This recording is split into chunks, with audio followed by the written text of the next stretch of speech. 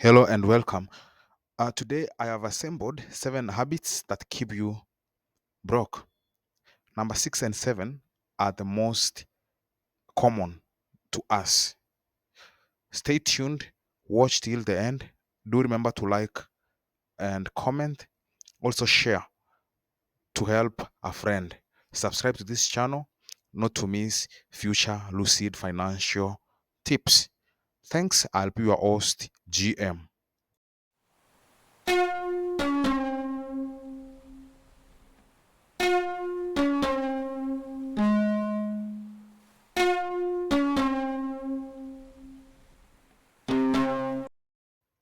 The first one is living above your means. Generally, you are staying far much beyond what you can afford. You are living beyond yourself. Essentially, what I mean here is you find somebody who is even going a step further to borrow and finance the living standard he or she is living. This is a very bad financial habit that you need to get rid of because you're going to stay paycheck to paycheck. You're going to stay hand to mouth, and at the end of the day, you're going to sink into debt. And if you're living this life, it's not normal. This is a trap. It's a poverty trap. You're going to stay there trapped, and you'll be seeing people moving forth, progressing financially, and you're going nowhere, and you start blaming your village witchcrafts. How do you get out of this? What's the easiest way to get out of this mess where you're living beyond what you can afford or what you can manage? The easiest way is to have your expenses being tracked. You have a record of what you're going to do, what the expenses you're going to make. Then you set a very realistic budget, which means you're going to buy things according to the plan, according to the budget you have. Also, learn to say no to unnecessary spendings. Stay for a day and check if you really want something before you buy it. If you before you spend your dime on it. Being well does not mean you just wake up one day and you become wealthy. You need to be uh, disciplined. Not It's not about the amount of money you're going to have, the amount of money you have to start. No, it's actually the discipline. The small discipline you portray is the one that are gonna make you rich someday. So start having a budget and be realistic on your budget. Sometimes it's good to do window shopping so that you can know the anticipated or the expected pricing when you're going to make your own budget. This will help you track down your expenses and thus making you do away with the habit of living beyond your means. The second thing that make you get stuck or remain stagnant is not investing at all. You receive your salary and you don't invest. Think of a compound where you've built your house very well. The compound is huge, it's looking good, it's elegant, but you don't have a shed. Same as not investing. It's like you're having a very big compound, but you're not planting a tree to give you a shade because someday you want to sit down under a tree and feel the fresh air. So start investing. Think about investing. Compound interest is real and it is a very good reward to anybody who starts the journey earlier on. If you want to start this late, you'll be late and you'll be like, compound interest is not something. But if you start earlier, compound interest will be very good to you and you'll feel really rewarded. This can be fixed by starting to invest every small amount of money you get, and anything and balance you get, invest. And bargaining, you bargain and get some balance, invest that one. And you know, the more you go, the more you go, the more you grow your amount. Remember, the farther the cow, the more milk you're getting. The farther the cow, the more weight, the more the price. So the more you keep on investing this pocket change, whatever you get small, you're going to, at the end of the day, you're going to get something big until you can sleep and your money is working for you. And that's what we mean now by attaining financial freedom. So try to make sure at some point when you get a balance, invest at balance. When you get your salary, pay yourself first. Pay yourself first by setting aside something small for you in the rain day. You know, you will not be working every day until forever. There's a time you're going to retire. You need money. So try to keep or to set aside something for you for investment, so that when it comes that time when you need the amount, you will be having something, some amount in your invest, and make sure you're investing where you're getting this interest.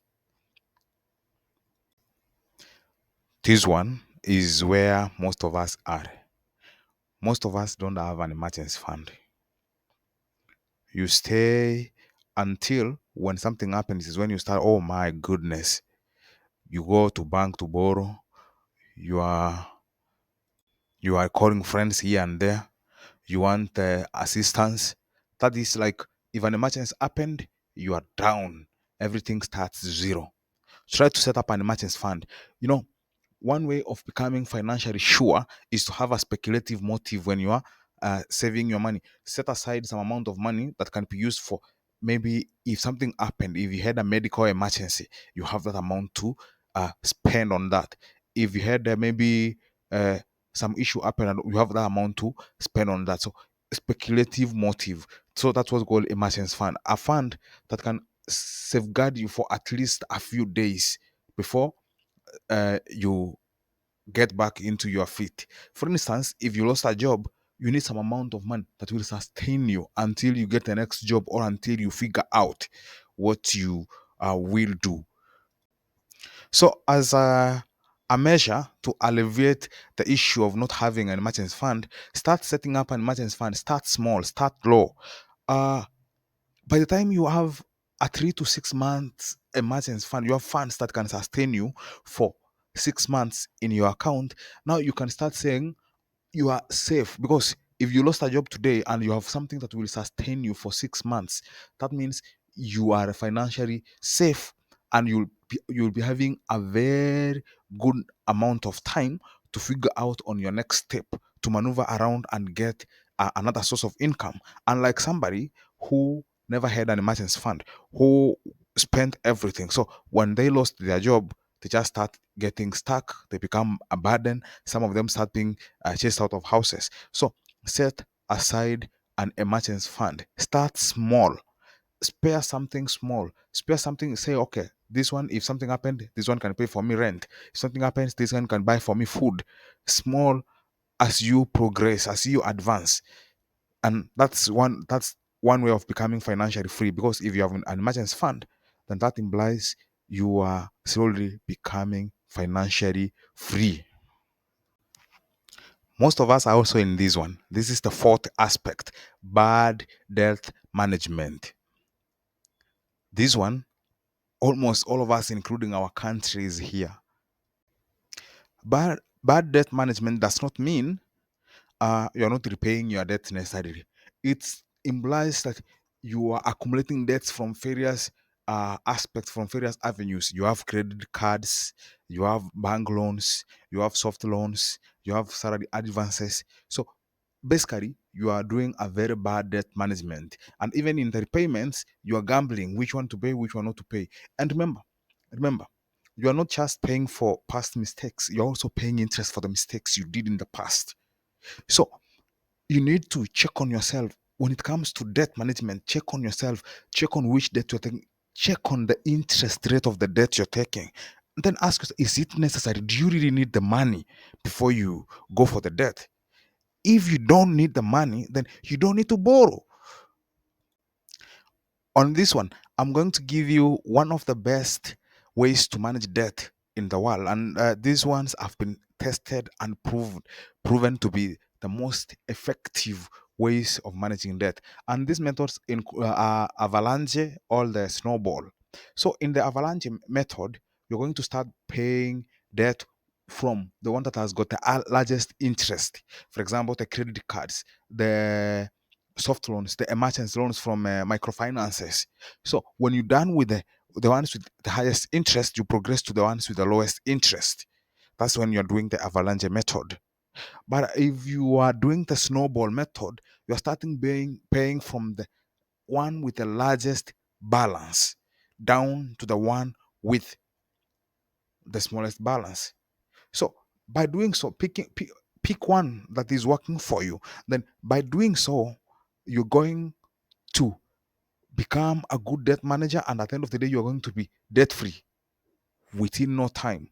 And the moment you become debt free, now you're slowly graduating to the financial freedom section, because you cannot be financially free when you are full of debts. You are not. That's uh, an irony. The fifth habit is financial education. Schools are never taught us how to manage funds, but in today's world, oh, if you are that person who is full of ignorance, then you're gonna learn it in a tough way. So you better take it easy. Otherwise, you're gonna learn it a very tough way, because there is no school that will teach you on how to manage your funds. It's you to look for the knowledge where it can be found.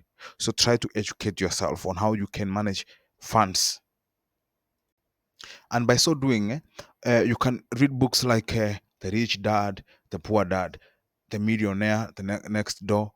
Okay, look at what is happening there. Follow financial YouTubers, listen to podcasts, learn financial and when you have information, you're going to make decisions that are informed. You're going to decide properly. You're going to have an inspiration on how you're going to manage your funds. So try to acquire financial information from people who have a technical know-how, from people who have past experiences. Check businessmen what they are doing, are they doing right. Copy them, try to learn from them, and that way you're gonna develop that financial education. You're gonna educate yourself financially, and you're gonna pick one or two things that are gonna lead you in this financial journey. The worst of it all is impulse buying. When I was growing, I thought that only ladies were the ones who are doing impulse buying. But it turned out to be that even men are doing it, and they are even the worst when it comes to impulse buying. It's only that they hide behind maybe gadgets, doing these things, doing that, but they even do one of the worst impulse buying, because some of the things they buy are even expensive than the things these ladies buy when we compare the impulse buy. So don't buy things that you don't need. Don't buy things unnecessarily because you have money, because you can purchase, you can afford them. Don't buy things because you find them affordable by you. Buy something when you need it. If you don't, please don't. How do you do away with impulse buying? Impulse buying can be done away by using the 24-hour rule. The 24-hour rule is a rule that says if you want something, wait for a day. If you still want it after that day and it fits the budget, go ahead and buy it. So don't feel like I want something now and you dash into the shop and buy. You even dash into a lender, you ask them for a loan and go buy. No, wait for a day, at least a day. A day is just 24 hours. Check if you still need it and check if it still fits the budget. Remember the first rule we talk about, you need to check on the budget. Have a budget that is consistent and realistic. So check whatever you want to buy. Is it really worth it? Do you really need it? Then now buy it. And this way you'll do away with the impulse buying, and the amount you get from these unnecessary expenses, you stop, invest the amount. The final rule is working without goals. You're like moving aimlessly. You can't move aimless. Even a journey, when you're starting a journey, you have a target, you know where you are going. So, financially, equally, you have to work with goals. If you work without goals, you'll be employed for 50 good years. So let's say you retire at 60, that is, you've worked for let's say 35 years, and you'll go home, retire with nothing because you don't have a clear goal, you don't have a plan. Yeah, you don't have a target, you don't know where you're going financially. That's what I'm trying to say in simple terms. How do you alleviate this issue? Set short-term goals and long-term goals, financial goals like that you can achieve. So if you have a big or a milestone, like you say you want to achieve 100,000, break it down into the short-term ways you can achieve it. Say, I want to achieve 100,000 by the end of this year. Then say which way are you going to do to achieve it in the shortest time possible. Then when you achieve your short-term goals, then try to attain the long-term goals also. Now you shift the target. When you reach the target, shift it. That's one way of going. Another way is doing smart goals. You know, when you set smart goals, those are specific, uh, measurable, achievable, uh, time-bound goals, or whatever they say smart goals are. By doing so, you know, you're gonna be reaching milestone after milestone without knowing. So try to set goals. Try to be guided by goals. Try to be guided by a plan. Don't not just moving aimlessly.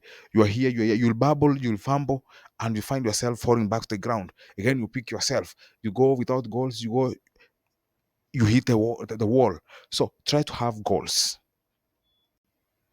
How many of these habits did you realize you have, you yourself? So you can still change, and time for change is now. Don't wait until it's too late for you to start saying, oh, I wish I knew. No, change. If you want to change, time for doing that is right now. A financial future, a luminous financial future should be set now. So start today for a better tomorrow. Thanks for watching. Subscribe to this channel for more helpful financial tips. Also, share this video to your friends. Let them also learn. Let them check themselves where they are going wrong when it comes to their financial journey. Thanks for watching. See you in the next one.